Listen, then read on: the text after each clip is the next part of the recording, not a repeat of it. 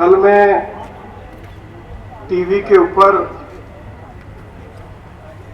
बिजली के ऊपर जो डिबेट हो रही थी उसको देख रहा था। आम आदमी पार्टी की ओर से टीवी के ऊपर अध्यक्ष जी यह दावा किया जा रहा था कि हम दिल्ली में 24 घंटे और सबसे सस्ती बिजली दिल्ली वासियों को उपलब्ध करा रहे हैं। दिल्ली में 8.5 रुपए पर यूनिट जो व्यक्ति 200 यूनिट से ज्यादा इस्तेमाल करता है, अगर किसी के पास घरेलू मीटर है तो 8.5 रुपए पर यूनिट अरविंद केजरीवाल सरकार की जो बिजली कंपनियां हैं उनको देना पड़ रहा है। और यदि किसी के पास कमर्शियल मीटर है तो उसको 13 रुपए से लेके 18 रुपए पर यूनिट बिजली इन प्राइवेट कंपनियों से खरीदनी पड़ रही है। दिल्ली में 3000 करोड़ रुपया हर साल दिल्ली की सरकार सब्सिडी पर खर्च करती है और दिल्ली के लोग 26,000 करोड़ रुपए की बिजली इन बिजली कंपनियों से खरीदते हैं। 8.5 रुपए पर यूनिट किसी राज्य में भी घरेलू बिजली के दाम नहीं है। 18 रुपए पर यूनिट कमर्शियल मीटर जिनके पास है, किसी राज्य की आप रिपोर्ट ले लीजिए, कहीं भी इतनी महंगी बिजली नहीं है। दिल्ली अकेला राज्य है। यह हमारे सभी साथियों को जानकारी होनी चाहिए कि बिजली कंपनियों के जो कर्मचारी हैं उनको जो पेंशन दी जा रही है वह पैसा भी दिल्ली के बिजली उपभोक्ताओं की जेब से निकाला जा रहा है। यह बात क्यों नहीं कहते हम लोग? जब टीवी के ऊपर डिबेट होती है, कोई देश में एक राज्य बता दीजिए कि बिजली कर्मचारियों का पेंशन का जो पैसा है वो बिजली उपभोक्ता देते हो। दिल्ली ऐसा राज्य है जहां बिजली कर्मचारियों को जो पेंशन दी जाती है वह पैसा बिजली उपभोक्ताओं की जेब से निकाला जाता है। चौथी बात है, देश में कोई ऐसा राज्य नहीं है पूरे देश में बिजली के कर्मचारियों को, बिजली के अधिकारियों को 700 यूनिट मुफ्त बिजली दी जाती है और वह पैसा भी दिल्ली के बिजली उपभोक्ताओं की जेब से निकाला जाता है। यह मैं अपनी ओर से नहीं कह रहा हूं, यह जवाब अरविंद केजरीवाल की सरकार ने दिल्ली विधानसभा के अंदर दिया है। अब घरेलू बिजली यदि आप इस्तेमाल कर रहे हैं तो 8.5 रुपए पर यूनिट, अगर आपके पास कमर्शियल मीटर है तो 18 रुपए पर यूनिट, और जो बिजली के कर्मचारी हैं उनको पेंशन और उनको जो मुफ्त बिजली दी जा रही है वह बिजली उपभोक्ताओं की जेब से वो पैसा निकाला जा रहा है। और 26,000 करोड़ रुपया दिल्ली के लोग बिजली कंपनियों को हर साल देते हैं। हरियाणा और पंजाब में भी इतना पैसा बिजली कंपनियों को हरियाणा और पंजाब के लोग नहीं देते हैं। तो यह फर्क लोगों को समझ में आना चाहिए। 8,500 करोड़ रुपए का घोटाला दिल्ली के उपराज्यपाल जी ने उसको कहिए पकड़ा है। हम बहुत दिन से श्री आदेश गुप्ता के नेतृत्व में जिस घोटाला का कल या परसों खुलासा हुआ है उसके बारे में अनेकों बार यह मुद्दा विधानसभा के अंदर, विधानसभा के बाहर श्री आदेश गुप्ता के नेतृत्व में पार्टी के कार्यकर्ता निरंतर उठाते रहे, लेकिन पीछे कार्रवाई नहीं हो पाई।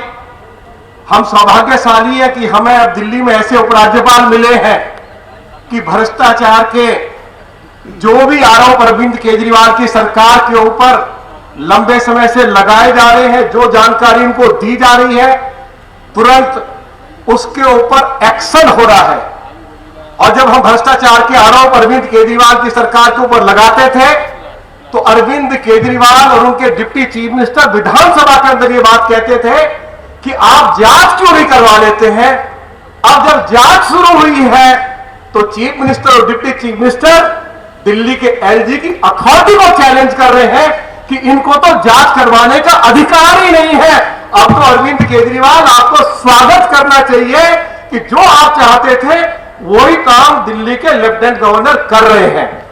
8,500 करोड़ रुपए का जो घोटाला हर साल अरविंद केजरीवाल की सरकार के द्वारा बिजली कंपनियों के साथ मिलकर किया जा रहा था, उसकी सच्चाई भी एक हफ्ते में आपके सामने आ जाएगी। उससे पहले भारतीय जनता पार्टी के शानदार कार्यकर्ताओं ने दिल्ली में जब नई एक्साइज पॉलिसी लागू की गई, नई शराब नीति लागू की गई, तो पहले दिन से हम एक बात कह रहे थे, विधानसभा के अंदर भी ये हमने बहुत मजबूती के साथ अपनी बात को रखा था कि दिल्ली में 20,000 करोड़ रुपए की शराब हर साल बेची जाती है।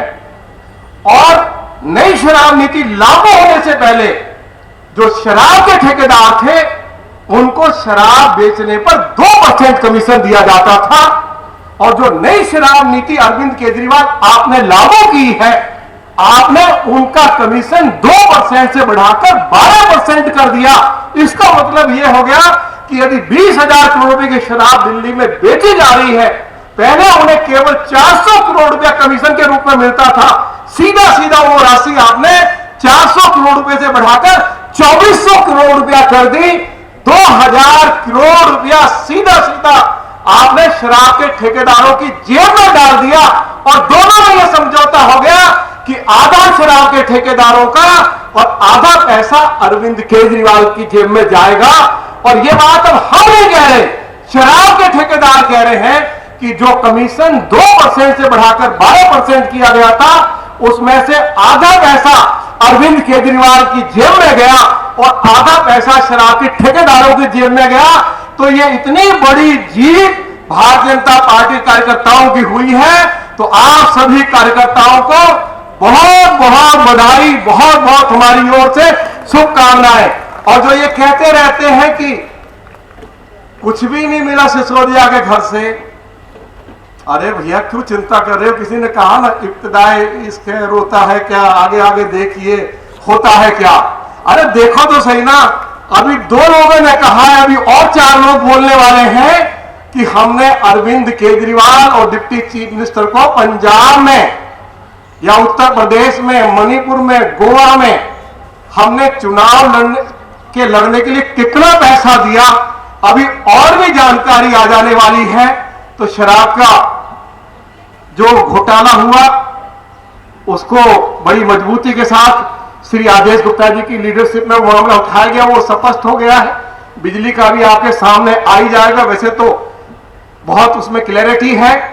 जल बोर्ड के बारे में आप सभी को मालूम है। मैं अपनी बात को समाप्त कर रहा हूं।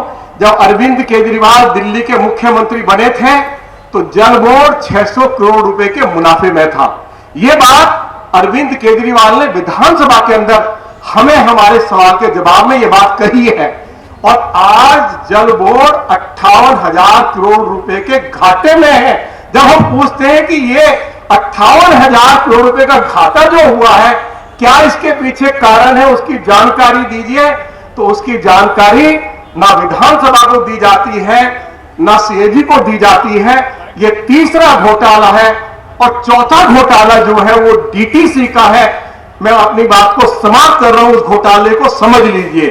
दिल्ली में 1000 डीटीसी की बस अरविंद केजरीवाल की सरकार को खरीदनी थी। उनकी कीमत लगभग 850 करोड़ रुपया थी। और अरविंद केजरीवाल ने 2 कंपनियों के साथ मिलकर यह समझौता किया कि जो बसें हम खरीद रहे हैं, इनकी मेंटेनेंस पर हम 10 साल में 3500 करोड़ रुपया खर्च करेंगे। कितना? 3500 करोड़ रुपया। 1000 बसें 850 करोड़ की और 3500 करोड़ रुपया मेंटेनेंस में खर्च होगा। जिस दिन नई बस सड़क पर आएगी उसी दिन से 9,500 रुपया दिल्ली सरकार को उस कंपनी को देना पड़ेगा जिसको मेंटेनेंस का ठेका दिया है। तो ये बात आपको समझ आई? इतना बड़ा भ्रष्टाचार कहीं हो सकता है क्या? उसकी जांच भी सीबीआई कर रही है। अंत में मैं आप सभी को विजयदशमी की बधाई देते हुए और बहुत विश्वास के साथ एक बात कहकर जा रहा हूं कि आने वाले समय में सिसोदिया भी अंदर जाएगा। अरविंद केजरीवाल, तुम भी जेल में जाओगे, तुम बच नहीं पाओगे। आज जो तुम्हारे मंत्री चाहे सिसोदिया हो चाहे वो सत्येंद्र जैन हो, ये कल ये सरकारी गवाह बनेंगे क्या? मेरी बात को नोट करके रखना कि हजूर हमें क्यों ठोका पीटा जा रहा है। हमें तो जो पैसा मिला हमने अरविंद केजरीवाल के पास ले जाके उनको सौंप दिया। तो जो कुछ कार्रवाई करनी है वो अरविंद केजरीवाल के खिलाफ करो। आज ठेकेदार बोल रहे हैं, कल इसके मंत्री बोलेंगे। इन्हीं शब्दों के साथ मैं आप सभी को जिन मोर्चों की ओर से आज का ये कार्यक्रम आयोजित किया गया है, बहुत बहुत अपनी ओर से आपको बधाई देता हूं, शुभकामनाएं देता हूं। और श्री आदेश गुप्ता की लीडरशिप में भ्रष्टाचार के खिलाफ जो लंबी लड़ाई भारतीय जनता पार्टी के सम्मानित कार्यकर्ता भाइयों और बहनों ने लड़ी है, उसके लिए अध्यक्ष जी को, सभी साथियों को बहुत बहुत बधाई, बहुत बहुत धन्यवाद। जय हिंद, जय भारत। भारत माता की, भारत माता की, वंदे वंदे। गली गली में शोर है,